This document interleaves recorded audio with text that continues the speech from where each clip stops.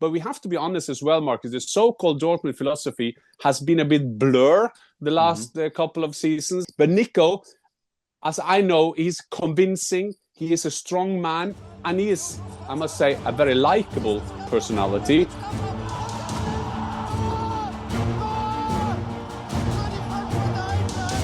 Hi and welcome to the Fussball Channel. I'm your host Markus Fjørtoft, and as always joined by co-host Jan Fjørtoft. And Dan, it's a special episode today because we're going to go in depth on the new Dortmund head coach Niko Kovač, someone that you know as a manager, but also as a player.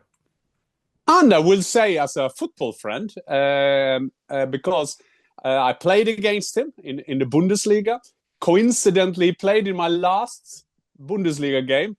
Hamburger Sportsverein. Okay, so that's now I get why you sent it. Okay, now I get the connection. Yeah. And he scored in that game. And fast forward like 20 years, then he is the manager for Croatia, and I'm the team manager working with the national coach. He's the national coach for Croatia.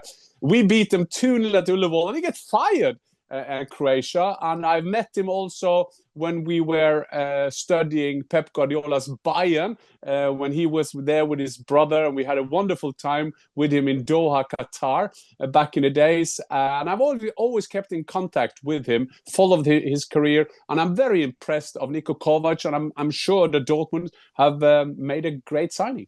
Yeah, and we will look to go into that. I want to start with getting to know him as a person, as a player, and as a manager, and then ending with how, his impact at Dortmund. Just to give you an overlay of the situation, he signs a 1.5-year contract till June 2026, succeeding Nuri Sahin.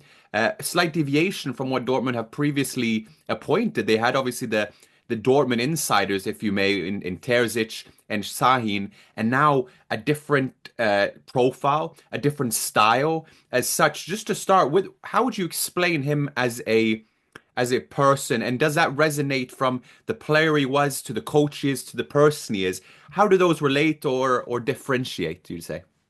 Yeah, I think that is a fair point. As a player, he was the same as he is as a coach. I mean, there are similarities, but he was always a hard worker, very pragmatic, very systematic in the way he did his approach to both as a player and as a coach. I mean, I remember him back in the days that he was a leader. He had that word presence. He was present on the pitch, and he had a great career from Croatia. I think there was a mixture. It's easy to say now, but it's a mixture of being Croatian and German, because he is both. So, and you take this ball-loving kind of country, Croatia, who is so good at any sports with big balls, small balls, say it that way. So that has been great. And I think that what is interesting, just to strengthen your point about Dortmund, is that Dortmund went away with Terzic being a long life fan of Dortmund, Sahin being a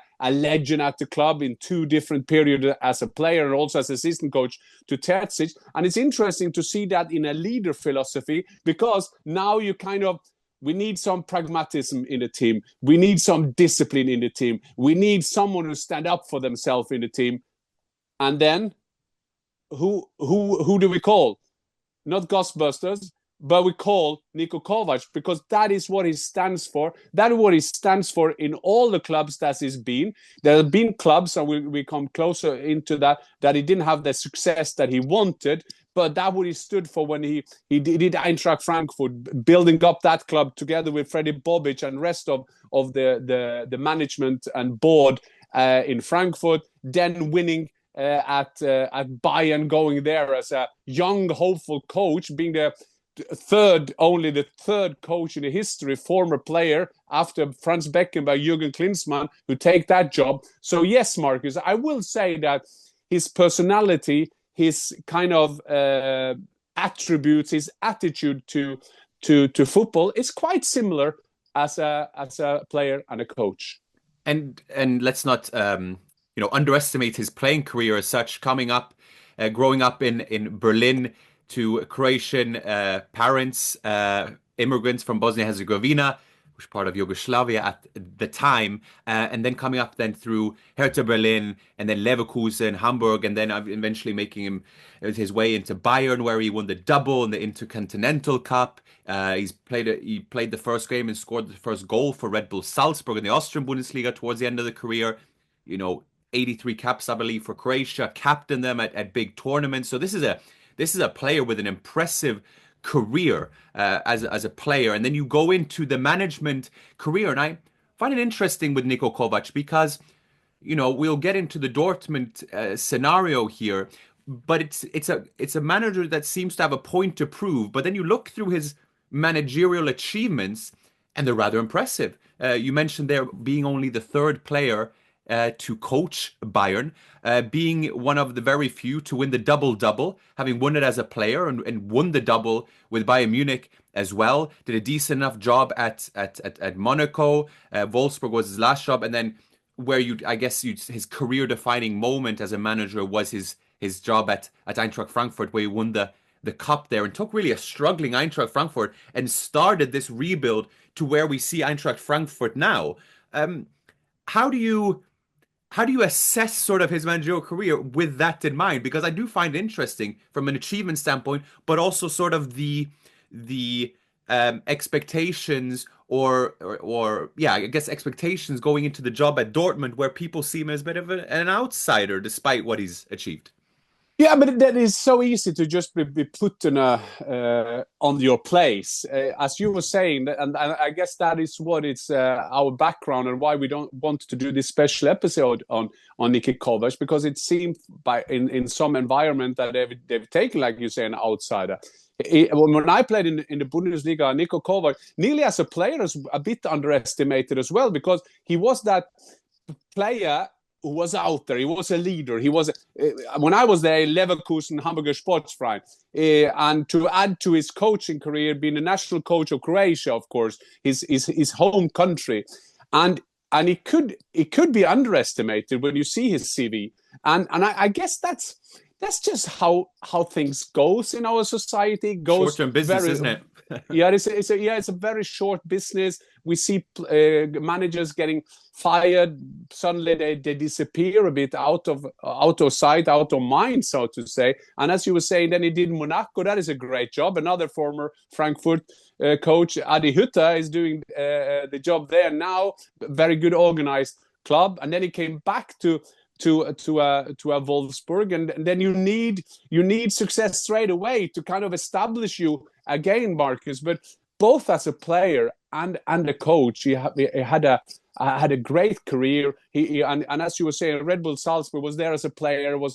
I guess he's living there still. He will probably, as a lot of coaches know, commute as they do, because it's also not only a tough business, but it's a short-term business in all kind of sense. So Dortmund have signed a very experienced player. They wanted first an interim coach. They wanted someone to buy yourself time. So say you take the team to this summer. So they spoke with different people. There was a rumor that they spoke to Ralf Rangnick. Apparently they traveled down to Salzburg to have a chat with him there. But Niko Kovač was the favorite all the time, based on what I just said about what they are lacking. I saw someone said Niko Kovač is a young Felix Magath. I'm not sure that Niko will like that tag, but I worked with Felix Magath, and you, as you know, Markus, I have no problem with Felix Magath because of the values he's got of committing yourself to the cause. And I think that I always repeat that when I speak about appointments. I always say, never underestimate who you come after, because that is now they've tried, like I said, with that Dortmund way. And maybe, I'm not saying that happened, but sometimes we've talked about this so many times before, and other pundits as well, about the lack of skills mentally and physically at Dortmund. And I think now Niko Kovač, if I have a look around, they can't be a more perfect manager. They will always dream about Jurgen Klopp. They would never got Jurgen Klopp now, but they will always dream of that kind of presence, that kind of passion that Dortmund had at that time. And that is the that is a big target for any new Dortmund coach. And it will be the same for Niko Kovač. And you will always say, well, what would Klopp have done? I mean, that is the thing that is always happening in Dortmund. And we'll get to the present very shortly. I just wanted to dissect real quickly the Bayern Munich job, because you are hired as Bayern München coach. That is a huge honor, a huge responsibility at that. Goes into his first season, wins the double. Like I previously mentioned, becomes the first ever player to achieve that as both a player, as a coach, to win the double, to win the league, to win the cup. Also becomes the first player, coincidentally, or manager since Felix Magath to win back-to-back DFB Cups. So by all accounts, everything is going very well in terms of what's expected from Bayern back in the day when it was expected them to win the double. And then he falls out with some maybe bigger personalities. He admits this later in time that maybe it was a mistake in terms of Thomas Müller and giving him the limited playing time. And then he's sacked in November 2019, a pretty damning result against Eintracht Frankfurt, amongst other things, but they were top of the table. As part of the verdict on his Bayern Munich time, was that a job that came too early for him? Was it a Bayern Munich problem in terms of it being, the drama and the politics that unfold there? What's your analysis of that time? Yeah, even a bigger background is that he is then taking Frankfurt to winning the Pokal.